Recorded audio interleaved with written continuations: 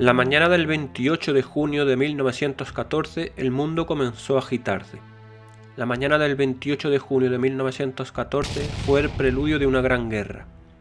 Aquella mañana, de inicios de verano, un atentado terrorista en Sarajevo, perpetrado por un grupo clandestino de serbobosnios, acabó con la vida del heredero al Imperio Austrohúngaro, el archiduque Francisco Fernando de Austria y su esposa.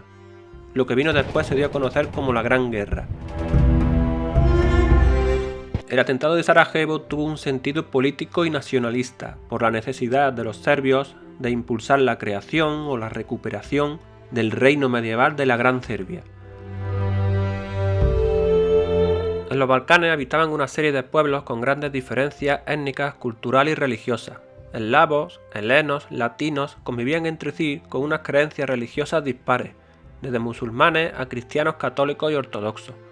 Todos estos pueblos estuvieron bajo dominio del Imperio Otomano durante siglos. Sin embargo, desde el siglo XVIII y especialmente desde el siglo XIX, estos pueblos aprovecharon la cada vez mayor debilidad del Imperio Otomano, así como la ayuda de las potencias cercanas como el Imperio Austrohúngaro y Rusia, para promover una serie de movimientos que permitieron alcanzar la independencia. Así, en 1830, Grecia logra su independencia y en 1878, por el Tratado de Berlín, se reconoce la independencia de Serbia, de Montenegro y Rumanía. Por este mismo tratado, Bosnia y Herzegovina va a estar ocupada y administrada por el Imperio Austrohúngaro, pero seguiría perteneciendo al Imperio Otomano. Será en 1908 cuando el Imperio Austrohúngaro anexione de forma definitiva Bosnia y Herzegovina. También en el Tratado de 1878 se le reconoce a Bulgaria una mayor autonomía para lograr su independencia definitivamente en 1908. Por tanto, a principios del siglo XX el Imperio Otomano apenas contaba con unos pocos territorios en Europa y los acabó por perder tras las guerras balcánicas en 1912-1913. Por su parte, el Imperio Austrohúngaro pretendía influir cada vez más en los Balcanes. En algunos círculos de Viena comenzó a circular la idea de incorporar una tercera corona al imperio, con la anexión de los pueblos balcánicos del Valle del Danubio. De este modo, el río Danubio se erigía como un eje vertebrador tanto político como económico del imperio. Aunque el proyecto pretendía conceder más derechos y privilegios a los serbios del imperio, lo que a priori podía interpretarse como algo favorable, no gustó a los serbios, pues esto chocaba frontalmente con la idea bien consolidada entre ellos de impulsar la Gran Serbia del siglo XIV. El archiduque Francisco Fernando era un gran defensor de conceder más derechos a los eslavos del imperio y a la creación de una tercera corona. Fue precisamente este motivo el que provocó su asesinato. Por su parte, Serbia, desde que alcanzó su independencia, comenzó a acercarse a Rusia y con el apoyo de esta intentó perjudicar los intereses del imperio austrohúngaro en los Balcanes.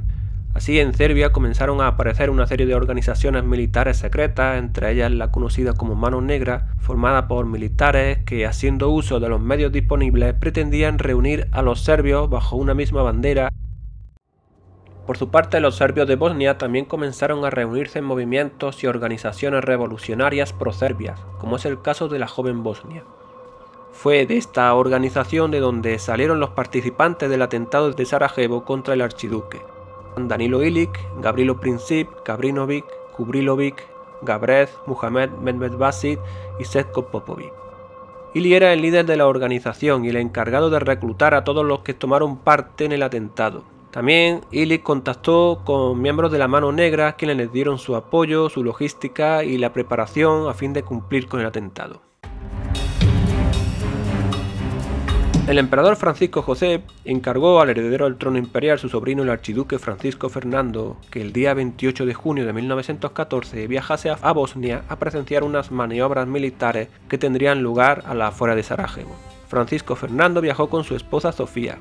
Después de presenciar las maniobras militares, el viaje continuaba con una visita al ayuntamiento y la posterior inauguración de un museo local. Para el traslado se formó una comitiva de 6 coches, en el tercero de los cuales iba Francisco José y su mujer, y junto a ellos el gobernador Óscar Potiore.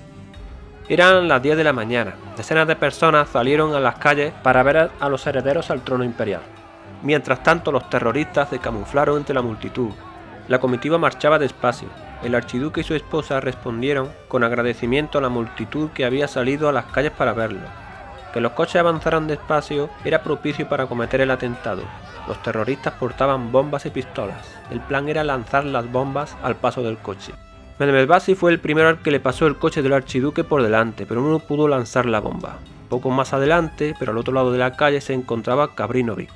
Cuando el coche pasó cerca de él, lanzó la bomba. El artefacto impactó contra el coche del archiduque, rebotó para acabar explotando contra el coche que iba justo detrás. Unas 20 personas, entre pasajeros del coche y ciudadanos que se encontraban en la calle, quedaron heridos. Gavrinović se tragó una cápsula de veneno y se lanzó al río, tal y como estaba planeado. Sin embargo, el veneno lo vomitó y el río tenía poco caudal. El terrorista poco después fue apresado por la policía y agredido por la multitud. Después del asombro inicial y con la idea de proteger la pareja imperial, la comitiva marchó rápido hacia el ayuntamiento. El resto de terroristas no pudieron lanzar sus bombas ni disparar sus pistolas, por los coches de la comitiva pasaron a toda velocidad. Cuando el heredero al trono imperial llegó al ayuntamiento, el alcalde lo recibió con un discurso de bienvenida, que fue interrumpido por el archiduque, quien, en estado de gran nerviosismo por lo ocurrido, increpó al alcalde de forma airada. Señor alcalde, uno viene aquí de visita y es recibido con bombas. Esto es un escándalo. Sofía tranquilizó a su esposo y el alcalde pudo continuar con su discurso. Terminada la recepción, se decidió que por seguridad el archiduque y su mujer salían lo antes posible de la ciudad. Sin embargo, el propio archiduque se negó. Quiso continuar con el programa, aunque solicitó un cambio en la agenda a fin de visitar el hospital donde habían sido trasladados los heridos del atentado. El gobernador Potiorek organizó el traslado. Decidió que para ir al hospital se haría por los embarcaderos Apple, una calle más amplia paralela al río. Así se evitaban las estrechas callejuelas que llevaban al hospital. También se redobló la seguridad. El archiduque y su esposa volvieron a subir a la parte trasera del mismo coche, mientras que en la delantera se sentó el gobernador junto con el conductor del vehículo. Por su parte, los terroristas se habían dispersado por la ciudad pensando que todo el plan había fracasado. Uno de ellos, Gavrilo Princip, se trasladó a la calle Francisco José y se paró allí a tomar un aperitivo.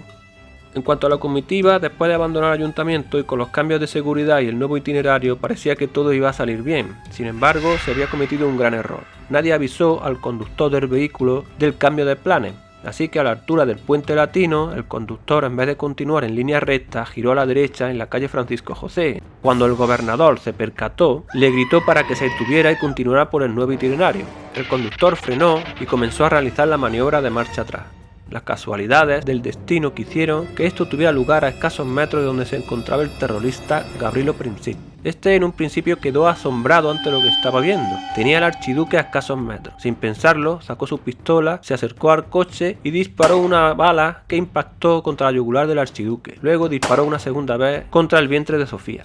Gavrilo Princip intentó suicidarse, pero la multitud que se había agolpado en torno a él se lo impidió. La policía lo arrestó evitando que fuera linchado. Luego en el juicio afirmó que la segunda bala iba dirigida al gobernador Potiorek y no contra Sofía.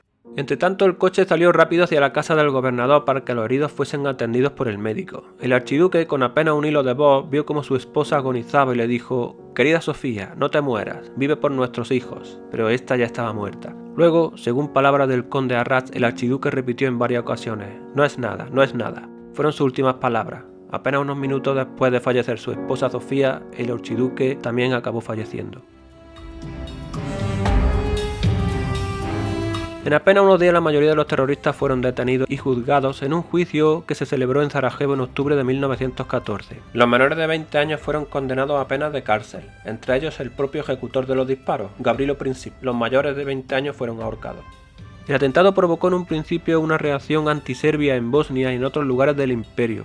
Sin embargo, en Viena había poca simpatía por el archiduque y en un principio no se reaccionó de forma contundente, hasta el punto que se delegó a la autoridad de Bosnia la investigación del atentado. Más que por el asesinato en sí, las autoridades austrohúngaras acabaron por concluir que el proyecto de la Gran Serbia podía suponer un gran peligro para sus intereses en los Balcanes, así que tomaron el asesinato del archiduque como una excusa para emprender acciones contra Serbia. Con el apoyo de Alemania, Austria le declaró la guerra a Serbia el 28 de julio. Se inicia así la Primera Guerra Mundial.